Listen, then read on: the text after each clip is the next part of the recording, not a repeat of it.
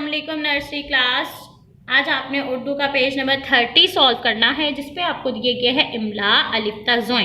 ये आपको आपकी मामा लिखवाएंगी अलिफ से लेकर ज़ोय तक की इमला। उसके बाद है हर्फ को मुतल्लिका तस्वीर से मिलाइए। ये आपको हर्फ दिए गए हैं और तस्वीर। इस हर्फ से जो तस्वीर होती है उसके साथ आपने मैचिंग करनी है, मिलाना है।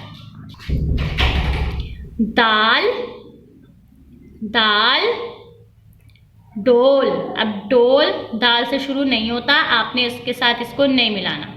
दरख्त, दाल दरख्त। दांत, दाल दांत, दाल दांत, दाल दरख्त। चे, चे चाकू, चे चाकू।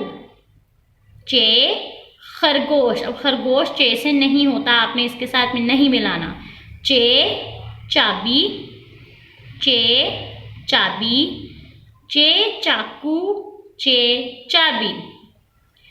जे, जे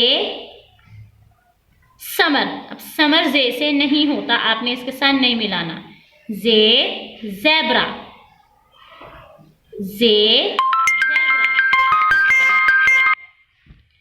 जे ज़राफ़ा, जे ज़राफ़ा, जे ज़ेब्रा, जे ज़राफ़ा।